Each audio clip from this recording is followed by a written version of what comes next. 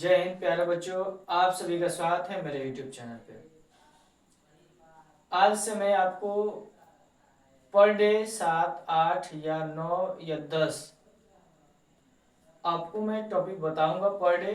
और ये टॉपिक आपके एग्जाम के दृष्टिकोण से काफ़ी ज़्यादा इम्पोर्टेंट रहेगा।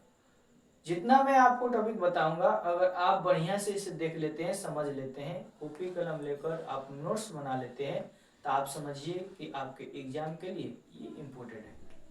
मतलब एग्जाम में इसी से आपका सब्जेक्टिव रहेगा, इससे बाहर आपका नहीं रहेगा। अब पर डे आज से मैं वीडियो पर डे जैसे अभी 7 टॉपिक लिखा है ना, कल हो सकता है कि 8 टॉपिक लिखे, या कल हो सकता है इससे कम टॉपिक लिखे। मतलब पर डे आपको वीडियो ये मिलेगा, ठीक है। और आपसे यही कहेंगे कि आप ज़्यादा मात्रा में आप मेरे वीडियो को देखिए, लाइक कीजिए, कमेंट कीजिए, अपने मित्रों के पास शेयर कीजिए। अगर आपको वीडियो अच्छा लगता है तो आप मेरे YouTube चैनल को सब्सक्राइब करिए। तो चलिए हम लोग ज़्यादा टाइम नहीं लेते हैं, अपने टॉपिक को स्टार्ट करते हैं। तो सबसे पहले हम लोग का टॉपिक है, अगर बात की जाए तो हम लोग का टॉपिक है वेजिटेटिव रिप्रोडक्शन, जिसको हिंदी में आप कहते हैं कायिक जनन या कायिक प्रबंधन। कायिक जनन क्या है या कायिक प्रबंधन क्या है, तो सबसे पहले आप हमारी बातों को सुनिए, परिभाषा सुनिए, उसके बाद बोर्ड पे क्या लिखे उसको समझिए। बताइएगा, जब किसी पौधे को पुष्प को छोड़कर, मान लीजिए एक पौधा है, उस पौधा में जो फ्लावर है, पुष्प है, उसको छोड़ दिया जाए, तो बताइएगा जब किसी पौधे के पुष्प को छोड़कर अन्य किसी भाग, जैसे में आप कह सकते हैं जड़, तना, पत्ती और कली के माध्यम से एक नए संतति या एक नए पौधे का निर्माण होता है, तो इसी प्रक्रिया को हम लोग क्या कहते हैं, कायिक जनन कहते हैं या कायिक वेजिटेटिव रिप्रोडक्शन कहते हैं। उम्मीद करता हूं कि ये परिभाषा आप लोगों को समझ में आ गया होगा। तो चलिए हम लोग टॉपिक देखते हैं, जो परिभाषा हम आपको बताए हैं ये सही है कि गलत है। तो ध्यान दीजिए, अगर बात की जाए तो हम लोग का टॉपिक है वेजिटेटिव रिप्रोडक्शन। तो इसका परिभाषा लिखे हैं, जो हम आपको परिभाषा बताएं वही लिखे हुए हैं। लिखे हैं, जब किसी पौधे के पुष्प को छोड़कर, जब किसी पौधे के पुष्प को छोड़कर अन्य किसी भाग, जैसे में पत्ती, जड़, तना एवं कली से नए संतति का निर्माण होता है या एक नए पौधे का निर्माण होता है, तो उसे हम लोग क्या कहते हैं, कायिक जनन कहते हैं।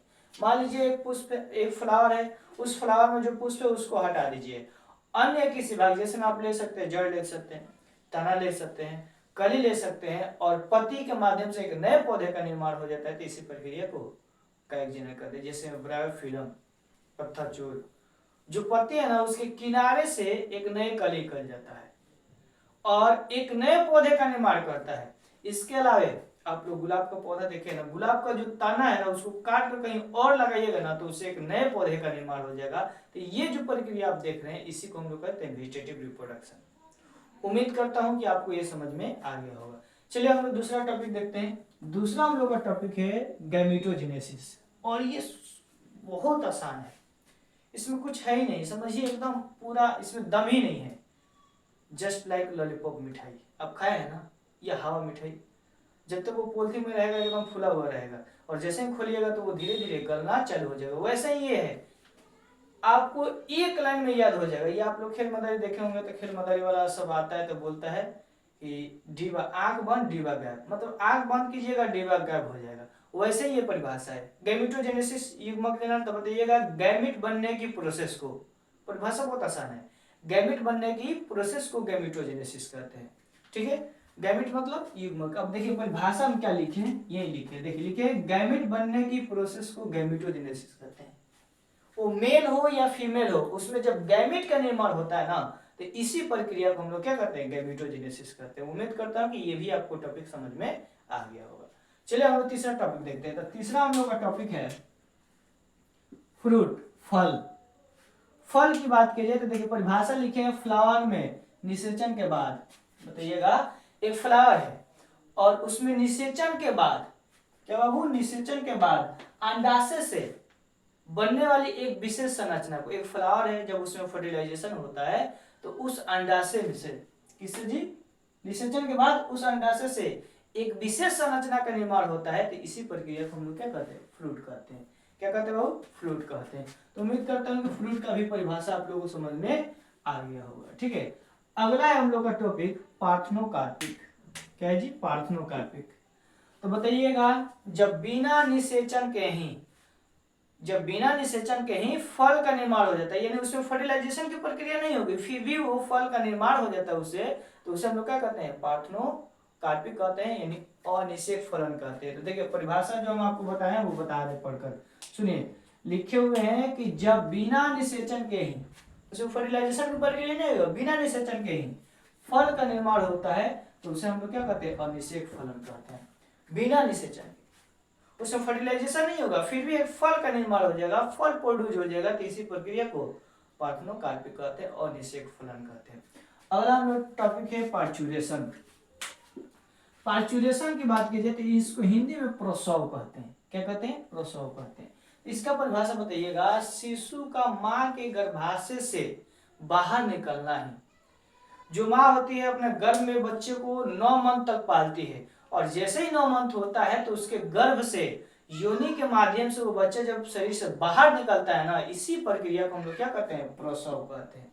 क्या कहते हैं बाबू, प्रसव कहते हैं। तो देखिए जो परिभाषा हम आपको समझाए लिखे हैं वो समझिए। लिखे, शिशु का माँ के गर्भ से, एक शिशु है और किसके गर्भ से जी, माँ के गर्भ से बाहर निकलता है, तो इसी प्रक्रिया को हम लोग क्या कहते हैं, प्रसव कहते हैं, पार्चुरेशन कहते हैं, प्रसव कहते हैं। तो उम्मीद करता हूं कि ये प्रसव आपको समझ में आ गया होगा। अगला देखिए, अगला हम लोग का परिभाषा, अगला टॉपिक है इम्प्लेंटेशन, यानी रोपण या आरोपण।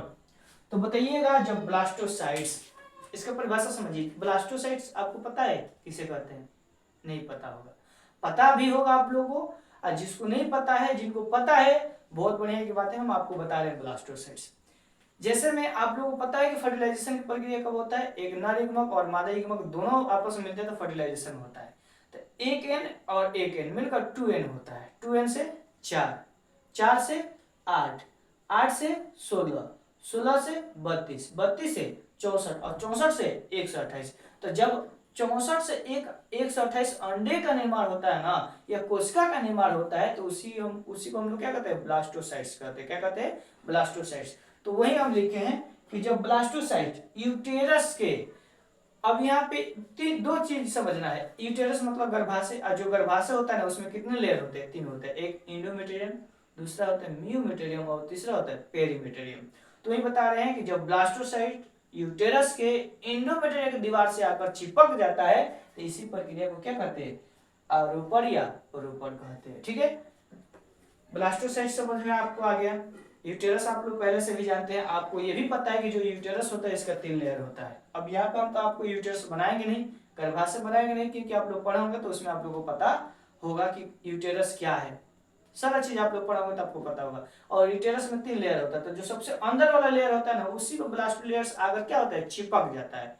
यानी वो जैसे ही चिपकता है तो भ्रूण का रोपण कर लेता है, और उसी भ्रूण में 3 लेयर होते हैं, एक्टोडर्म, मेसोडर्म, एंडोडर्म, और यही मिलकर 9 मंथ तक जो गर्भ होता है ना, भ्रूण होता है, उसी में जो बच्चा होता है उसको 9 मंथ तक उसको तैयार करते हैं। आपको ये भी पता है कि इसी तीनों लेयर के कारण, परत के कारण पूरे बच्चे का पूरा होल बॉडी का निर्माण होता है, पूरा अंग का निर्माण होता है। आपको ये भी पता है कि 7 मंथ में बच्चे का पूरा पूर्ण रूप से निर्माण हो जाता है, लेकिन 2 मंथ में मेच्योर होने के लिए, उसके दृष्टिकोण से मेच्योर होने के लिए 2 मंथ और लगता है, तब वो माँ अपने गर्भ से अपने बच्चे को क्या करती है, जन्म देती है। तो खैर उस पर हम लोग नहीं चलेगा, हम लोग को जाना है आरोपण क्या है। तो परिभाषा लिखे हैं, ध्यान दीजिए कि जब ब्लास्टोसाइट यूटेरस के, बताइएगा, जब ब्लास्टोसाइट्स यूटेरस के एंडोमेट्रियम के दीवार से आकर चिपक जाता है, तो इसी प्रक्रिया को आरोपण या रोपण कहते हैं। जो हम आपको परिभाषा समझाएंगे ना, वही परिभाषा बोर्ड पे लिखेंगे, कुछ और नहीं लिखे। चलिए ठीक है, अब हम लोग को देखना है ऑर्गेनोजेनेसिस। ऑर्गेनोजेनेसिस का मतलब होता है अंग निर्माण।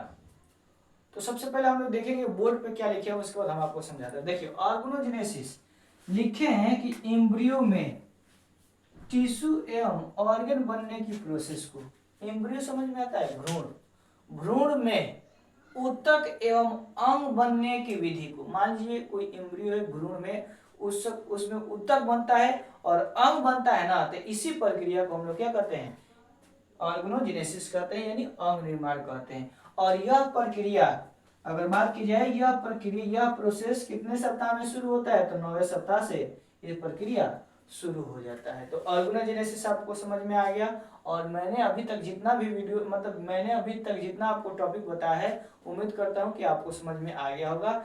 ऐसे मैं आपको एक चैप्टर से लेकर 16 चैप्टर तक जितना भी आई है सब चुन चुन कर आपको साथ साथ 8-8 बताऊंगा।